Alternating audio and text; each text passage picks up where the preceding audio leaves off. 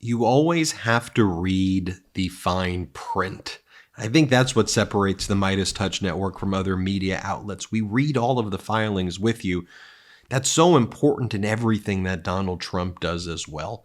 So when we take a look at this purported merger between a SPAC called Digital World Acquisition Company and Trump Media, which controls Truth Social, it is critical we analyze the S4 document, which is the merger agreement.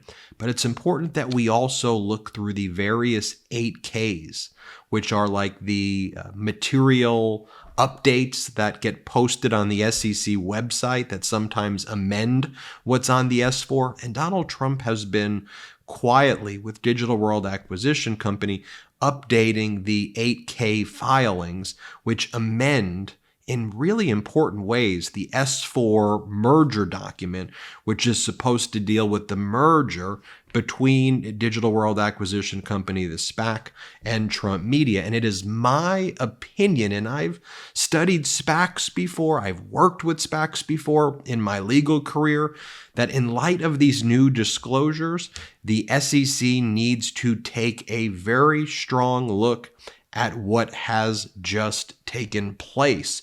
And also, you can go on the SEC website and you could petition that the SEC take a look at this as well. That is your right as a citizen to do that, or as a concerned person, that's your right to do that. So when you take a look at the S4 document, this is when there was this announcement that Trump Media is going to merge with the SPAC officially, that the SEC, has somehow approved this merger. And here's the one thing I want to point out too, that the SPAC, Digital World Acquisition Company, claimed that it was seeking to merge with a company valued at between $500 million and $2 billion. But when you look at what Trump himself has put on his financial disclosures of his own valuation for Truth Social and Trump Media, Trump says it's worth between $5 and $25 million. So there's a material incongruity right there. But then you have to really dig through this S4 document. It's over 600 pages long. Don't worry, I'm not going to read all 600 pages for you, but I'm going to go to page 132 of the S4, where they kind of bury in small type, and they hope that you won't see it. They bury some of the risk factors. But these risk factors, of course, had to be updated as well. Heck, Donald Trump was hit with an $83.3 million verdict in the E. Jean Carroll case, and Donald Trump was hit with a $464 million verdict when you add pre- and post-judgment interest in the New York Attorney General civil fraud case. And so I'll say this too. In my opinion, the independent monitor in the New York Attorney General civil fraud case should be taking a very strong look at everything that I'm saying here and that I'm about to say. So you go to the S4, which is the merger document. So you start off with an S1. And that is a SPAC saying, we're going public to find a company that we want to merge with. They go through their journey. They find a private company that they want to take public. And then they file the S4, which is the merger document. This is the merger document. And here's what it says. A number of companies that were associated with Donald Trump have filed for bankruptcy. There can be no assurances that Trump Media Group will also not become bankrupt. Headline 1 right there, buried. Headline's buried on page 132. Next, a number of companies that had license agreements with Donald Trump have failed. There can be no assurances that Trump Media will also not fail. So these are red flags to investors. Let's read the first one about Trump companies going bankrupt. Entities, and by the way, this is on Trump and the disclosure of the Trump SPAC. That's what they're telling investors.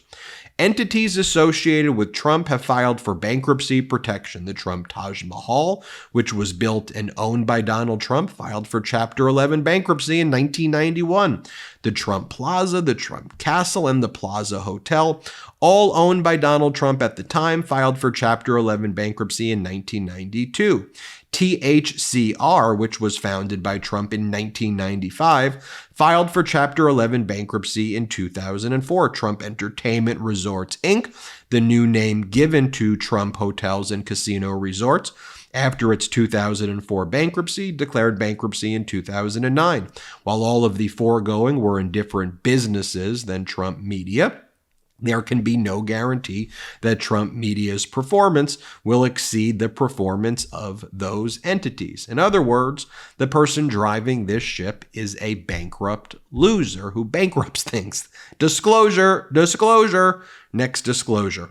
A number of companies that had license agreements with Trump have failed.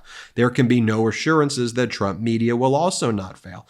Trump Shuttle Inc., launched by Trump in 1989, defaulted on its loans in 1990 and ceased to exist by 1992. Trump University, founded by Trump in 2005, ceased operations in 2011 amid lawsuits and investigations regarding the company's business practices. Trump Vodka, a brand of vodka produced by Drinks America under license from the Trump Organization, was introduced in 2005 and discontinued in 2011. Trump Mortgage LLC, a financial services company founded by Trump in 2006, ceased operations in 2007. GoTrump.com, a travel site founded by Trump in 2006, ceased operations in 2007. Trump Steaks, a brand of steak and other meats founded by Trump in 2007, discontinued sales 2 months after its launch.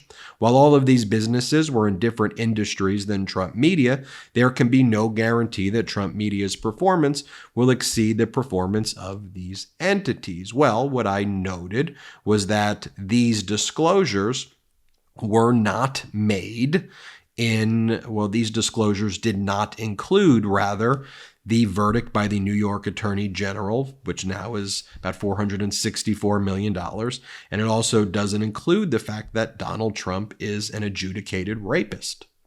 Like, you would think that a disclosure on an S4 would have to mention that the founder has been determined by a federal jury to be an adjudicated rapist. That's not included in the disclosure, nor is the New York Attorney General civil fraud verdict for $464 million, or even the amount in E. Jean Carroll. And recall what Donald Trump's own filings have said regarding his inability to post a bond. This is from Trump's legal filing right here.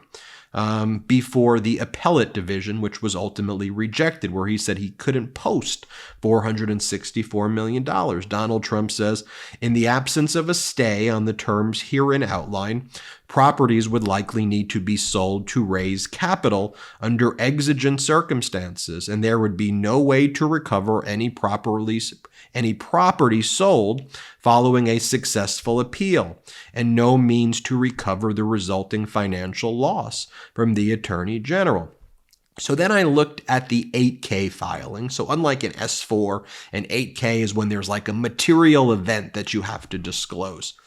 The 8K in February, there are two separate 8Ks that are filed in late February.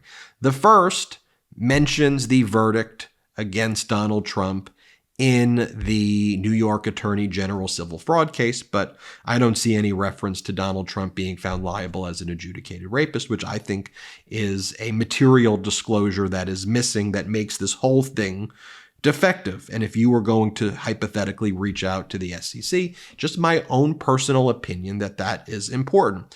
Similarly, when I look at the disclosure that Donald Trump made about being found liable by Justice Arthur Engoron in the $464 million verdict when you add pre- and post-judgment interest, it says nothing about Donald Trump not having the ability to post a bond in my own reading. It talks about the verdict. It goes into, the amount of the verdict and the limitations on Donald Trump's ability to conduct business about it, conduct business in the state of New York and other restrictions based on Engoron's ruling. But when I read it, it doesn't say anything that Trump does not have the funds to pay a bond at all, and that and that he doesn't have the liquidity to do that. It talks about the bond. I mean, it talks about the amount, but I think you have to flag that. I mean, that would seem to be an important disclosure. It's particularly the case where when you look at what Donald Trump has also filed in yet another 8K that was filed on February 26th. So you get the S4 filed, then some days passed. Then you get the S4 filed, some days passed. Then you get the first 8K, which has the info that I have. Then on February 26th, you have another 8K, which now says that Trump Media will be authorizing 1 billion shares, as shown in the 8K filed with the SEC on February 26th, which is 8 times the number of shares currently outstanding. And that's my opinion. That's my reading of it. Go through the 8K for yourself if you disagree with that. But in any event, there seems to be significant dilution of existing shareholders taking place by issuing more shares that will likely just go to the founder. I would say founders, but hear me out here. Founder Donald Trump, because what's also disclosed in the 8K is that the founder of the SPAC, Digital World Acquisition Company, Patrick Orlando, the guy who started this all, Patrick Orlando, the person who started DWAC, Digital World Acquisition Company, he is now suing Donald Trump. They were in this together. They were shoulder to shoulder. So the former SPAC leader is suing Donald Trump and trying to now block the merger, and says that Trump is screwing him over as part of a shareholder plan that's now being introduced at a time where Donald Trump apparently seems to lack liquidity based on the fact that he can't satisfy the bond obligations based on the New York Attorney General civil fraud judgment, as well as the E. Jean Carroll $83.3 million civil fraud judgment. And then also the founders of Trump Media. So the SPAC founder, Patrick Orlando, and the people who brought the idea to Trump to start a media company, they're also embroiled in litigation with Donald Trump now, saying Trump screwed them as well. So Trump is hit with litigation on all sides, saying that what he's doing right now is screwing them. And these are like insiders. These aren't random shareholders or an activist no, these are like Trump's inner circle people right now. And there's all this litigation swirling around. And to me, what are you doing, SEC? In my own opinion, this should be something that is material. Donald Trump not disclosing that he's found to be an adjudicated rapist, and you're going to be investing in a company where someone was found liable for that. How's that not a material disclosure? That's something all shareholders should know. How do you not know that Donald Trump's filing motion saying that he would suffer irreparable harm and be forced to sell things, right? Because that gives motive and intent to screw shareholders. And then when you combine that with a change, an amendment with the kind of overall shareholder plan and the amount of outstanding shares that are going to issue, you put the pieces together and this raises serious red flags. So I'll say this. This Trump merger goes before shareholders March 22nd. There are now court proceedings before the Delaware Chancery Court. There's proceedings in Sarasota as well that Trump initiated. There's all this litigation across the country taking place. But it is my fundamental, I'll say this. The March 22 vote potentially can get paused if there's other intervention, if the courts have a stay or if the SEC gets involved. It's not a foregone conclusion that this merger is going to take place. Ultimately, my belief is unshaken that my opinion is that retail investors are going to get so badly fleeced and so badly screwed. And as someone who's evaluated SPACs and the failure of SPACs, because so many SPACs have failed over time. Just go back and look at the amount of SPACs that have gone bankrupt. In my own opinion, this is the most egregious one I have ever seen in my life. And it's happening before our eyes. So I hope my discussion of this, by going through with you the language and the fine print, going through all of these pages, shows you what's really happening out here when you put that together. Again, I'm pretty confident you can go check out the SEC's website, and if you wanted to reach out to the SEC and make a complaint, I'm sure there's a way to do that. I think you just reach out to Gary Gensler, who's the chair of the SEC, and you go to the board, and if you want to, you have the right to do that. You have the right.